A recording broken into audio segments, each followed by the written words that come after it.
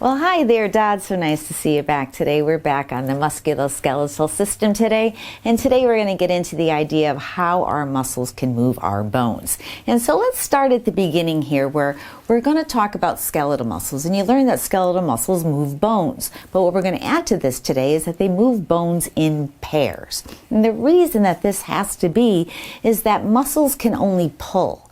You might think they can push, but they can't. Muscles can only become shorter. They can't put an outward force to become longer. And so therefore, whenever a muscle pulls a bone, there has to be another muscle to be able to undo that motion and pull it back. Okay? So let's take an example of our elbow. What we have here is our upper arm and our forearm that are joined together at the elbow. This is called a joint, and that's where we say a joint is where two or more bones meet. You have elbows and wrists and shoulder and hip and knee and fingers and neck and hips, all sorts of places that we can move our skeleton using our muscles, okay? And so what we're going to take a look at today a little bit more is how this idea that one muscle will pull a bone in one direction and then another one will pull it in another. And so to do that and to show us a little bit more about that, we're going to send it over to Dr. Seeless.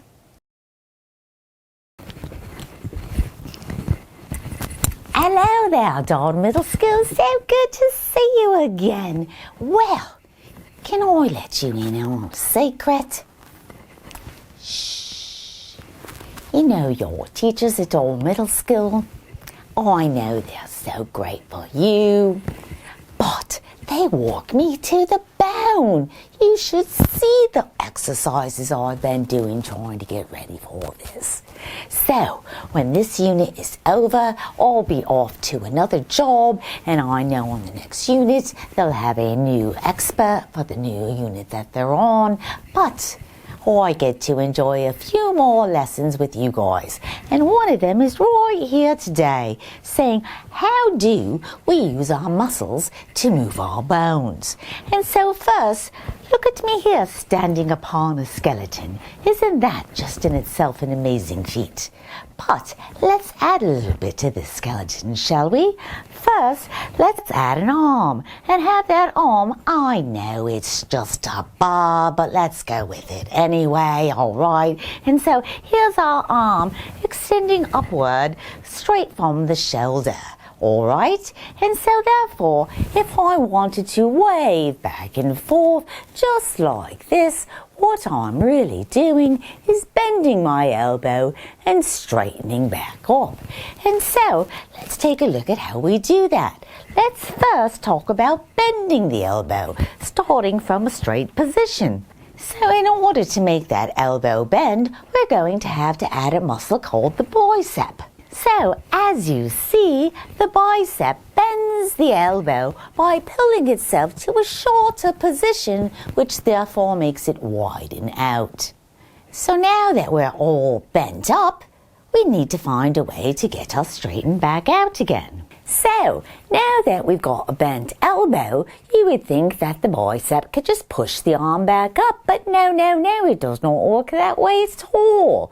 Muscles can only pull. So in order to straighten up my elbow, I'm going to need another muscle, a muscle called the tricep. Now what the tricep will do, the tricep will now pull itself all the way so that it gets shorter and wider as it pulls the elbow back to a straight position. So at this point, let's strip it all away, start all over again, and let's get the rhythm of the bending of the elbow and the whole wave that goes back and forth, all over again, using the bicep to bend the elbow and the tricep to straighten the elbow. Bend the elbow, straighten the elbow. Bend the elbow, straighten the elbow.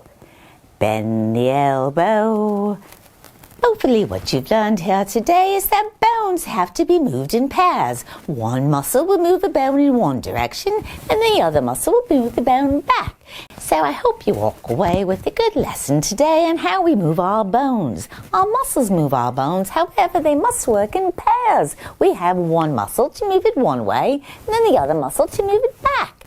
So let's send it back to Mrs. Seymour and our middle school and I'll see you next time, all right? Bye-bye! Hey, thank you so much, Dr. Seeless. That was a really good demonstration, and I'm going to take that just a little bit farther.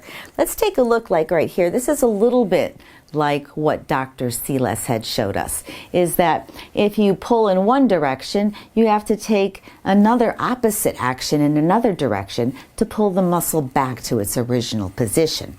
Here's another example that probably shows it a little bit more clearly in the idea that you can even see here that the muscle gets shorter every time the elbow bends. The bicep gets shorter and wider. And then alternately, every time the elbow straightens, you can see that the tricep gets a little shorter and a little wider as it does that. And so let's take a quick example and take a look at it on our legs.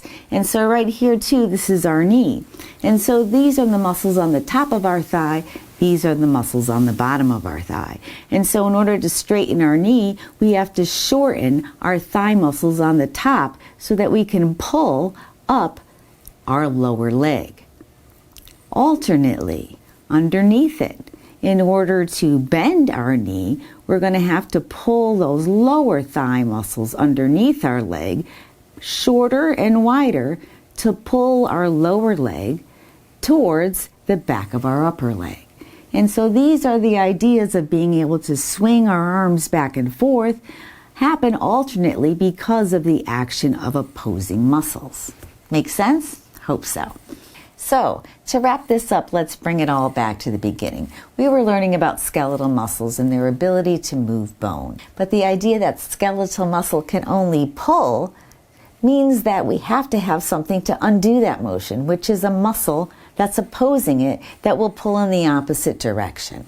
And so, big idea here is that all skeletal muscles must be part of a pair of muscles that are working together to move bones back and forth. And so what you guys are going to do is you're going to read a little bit more about that in an article that has a couple of questions attached to it that will then roll into a Google form. So once you got that done, you guys, you are all finished for this lesson. I hope you guys are having a great day.